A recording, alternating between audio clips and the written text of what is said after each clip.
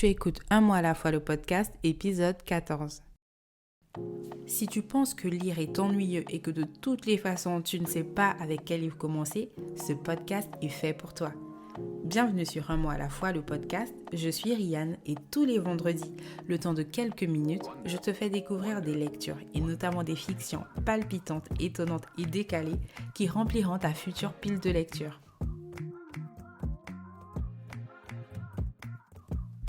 Et si ce n'est pas déjà fait, abonne-toi au podcast pour ne pas rater les prochains épisodes.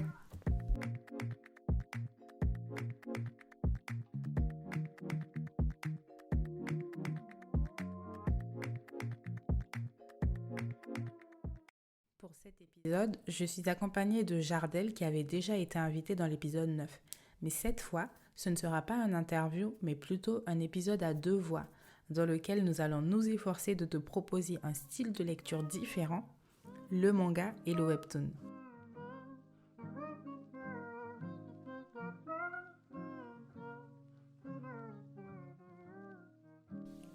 Bon, si tu me demandes si je suis une consommatrice de manga, je ne dirais pas vraiment. Il n'y a pas si longtemps que ça, je me suis mise. J'avoue que moi, j'ai plutôt été captivée par les webtoons.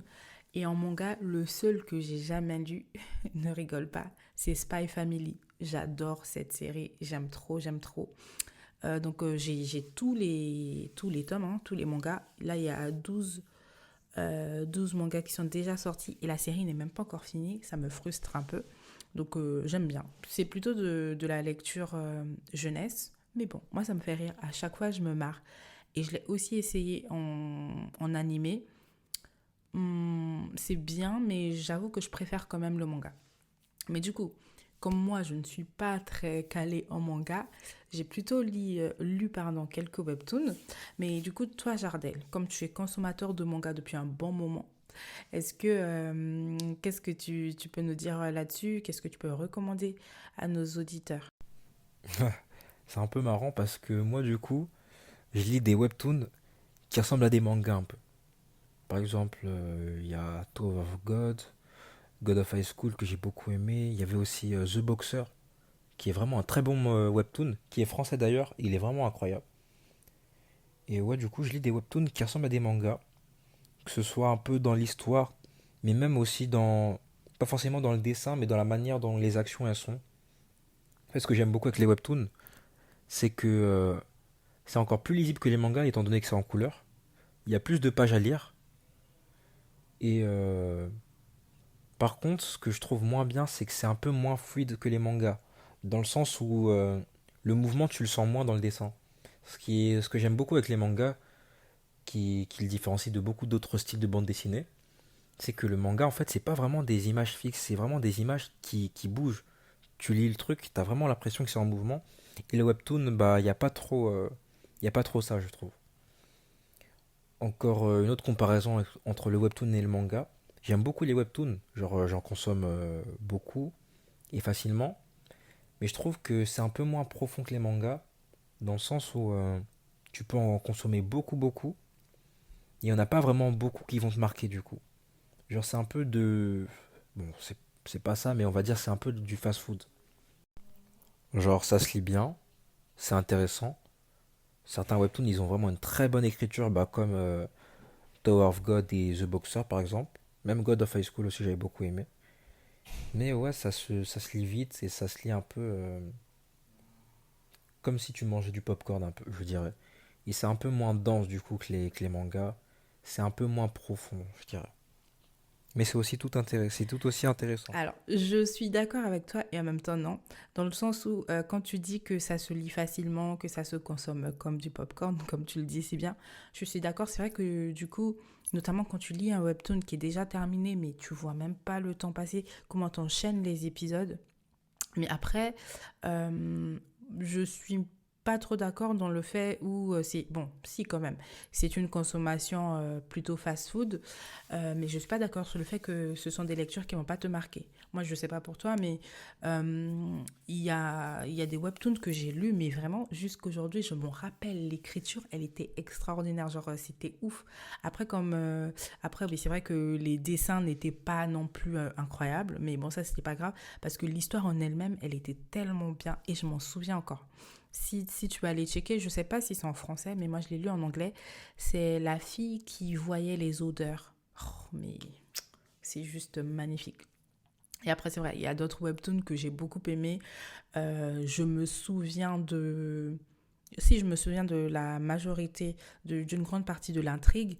Mais après, de là à te dire que, ouais, dans tel épisode, dans tel chapitre, il se passe ça, c'est pas possible, c'est pas possible. Donc, je rejoins aussi quand même ce que tu dis sur ça.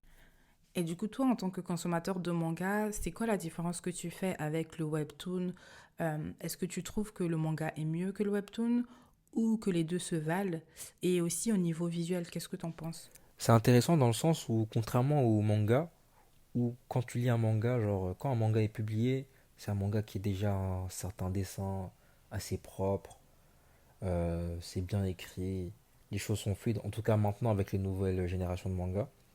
Et ben les webtoons c'est totalement différent.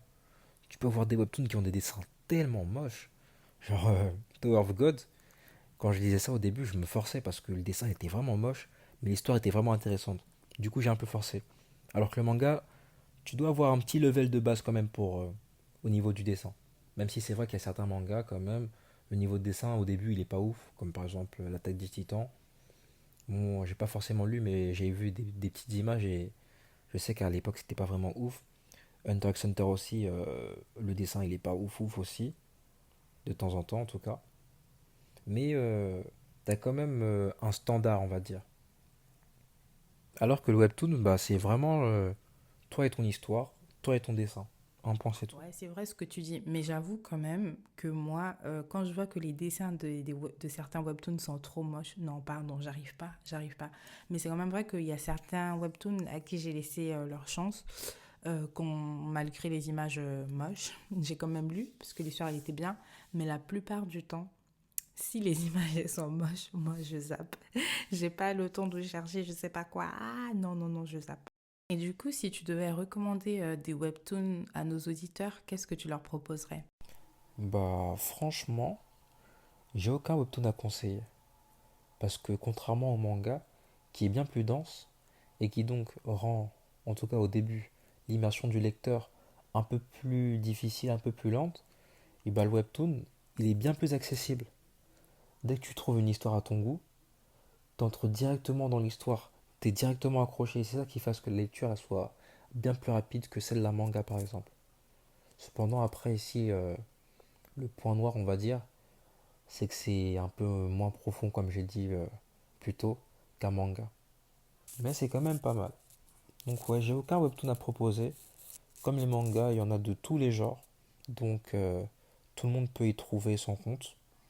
Faut juste un peu chercher. Et dès que tu trouves quelque chose qui te semble assez plaisant, assez cool, et bah c'est sûr que tu vas l'aimer.